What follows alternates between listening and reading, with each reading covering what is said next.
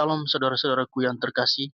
Selama bulan Mei, umat Katolik di seluruh dunia melaksanakan doa Rosario sebagai bentuk penghormatan dan devosi kepada Bunda Maria, sambil merenungkan kehidupan, wafat, dan kebangkitan Tuhan kita Yesus Kristus melalui doa-doa yang berakar pada kitab suci.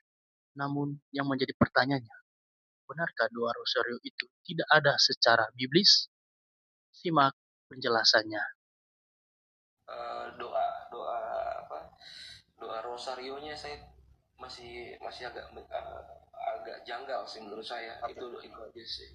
Oke, pertanyaan saya, saudaraku beri, Salam Maria itu sangat biblis atau tidak? Kalian bilang sola Skritura, tetapi kalian tidak pakai Salam Maria yang sangat kitab suci. Oke, sekarang kita mau lihat Rosario itu bukan peristiwanya Maria, tetapi bersama dengan Maria merefleksikan peristiwanya Yesus. Kita mulai dari situ dulu. Contohnya nih, hari Minggu adalah peristiwa mulia. Peristiwa mulia yang pertama Katolik yang ada di atas, yaitu Maria punya atau Yesus punya? Yesus Sebutkan peristiwa mulia pertama. Yesus bangkit dari antara orang mati.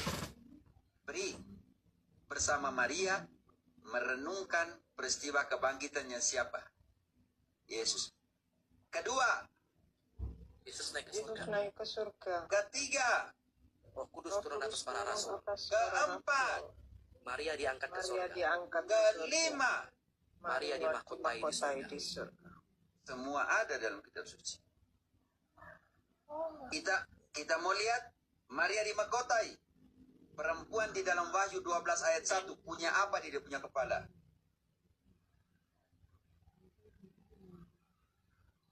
Maka tampaklah suatu tanda besar di langit. Seorang perempuan berselubungkan matahari dengan bulan di bawah kakinya dan sebuah mahkota dari 12 bintang di atas kepala. Diangkat ke surga ayat 14. Kepada perempuan itu diberikan kedua sayap dari burung nasar yang besar, supaya ia terbang ke tempatnya di padang gurun, di mana ia dipelihara jauh dari tempat ular itu selama 1 masa dan 2 masa dan setengah masa. Tempat yang tidak ada lagi ular, artinya tidak ada setan. Tempat yang tidak ada lagi ular. Ular itu siapa? Ayat 9. Dan naga besar itu si ular tua yang disebut iblis atau Satan, yang menyesatkan seluruh dunia, dilemparkan ke bawah. Ia dilemparkan ke bumi bersama-sama dengan malaikat-malaikatnya. Artinya tempat yang tidak ada lagi iblis. Beri hanya satu yang tempat yang tidak ada iblis lagi. Di mana? Di surga. Selesai. Tempat yang dibawa ke tempat yang mana? Ayat ke-6. Tempat yang disiapkan siapa untuk perempuan ini? Perempuan itu lari ke padang gurun di mana telah disediakan suatu tempat baginya oleh Allah, sebab ia dipelihara di situ 1000. Tidak ada kata sebab itu. Supaya. Baca kembali. Engkau bilang sebab. Di mana tidak ada kata dalam sebab, kau taruh sebab lagi di situ. Baca kembali. Perempuan itu lari ke padang gurun di mana telah disediakan suatu tempat baginya oleh Allah, supaya ia dipelihara di situ 1260 hari lamanya. Tuhan yang menyiapkan tempat bagi perempuan itu, saudaraku. Free. Dan dipelihara 1000 tahun selanjutnya. Artinya di dalam numerologi Wahyu, tak berhingga, selama-lamanya, infinitif. Sekarang pertanyaanmu. Sekarang kau bilang bingung Rosario. Peristiwa sedih. Pertama. Romo. Kau bilang Rosario, saya jelaskan semua Rosario dulu. Yang di Wahyu peristiwa sedih. Objeknya Maria. Ada 2 penafsiran. Yang pertama Maria, yang kedua gereja. Perempuan, kenapa itu Maria? Karena ayat 5-nya. Perempuan ini melahirkan berapa anak? Maka ia melahirkan seorang anak laki-laki yang akan mengembalakan semua bangsa dengan gada besi. Tiba-tiba anaknya itu dirampas dan dibawa lari kepada Allah dan ke tahtanya. Pertanyaan saya, siapakah yang melahirkan seorang raja di situ? Belum ada nama. Perempuan, belum ada nama di situ. Namanya perempuan.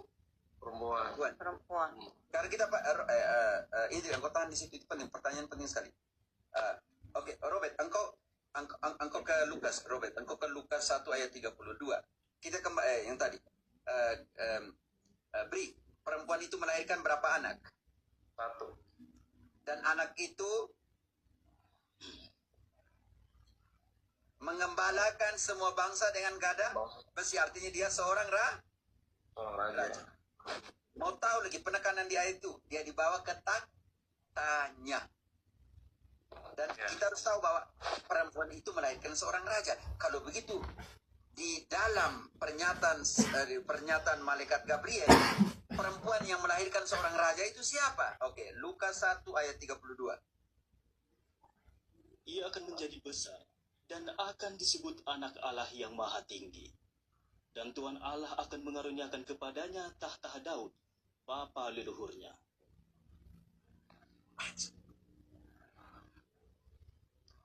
Dan ia akan menjadi raja atas kaum keturunan Yakub sampai selama-lamanya, dan kerajaannya tidak akan berkesudahan.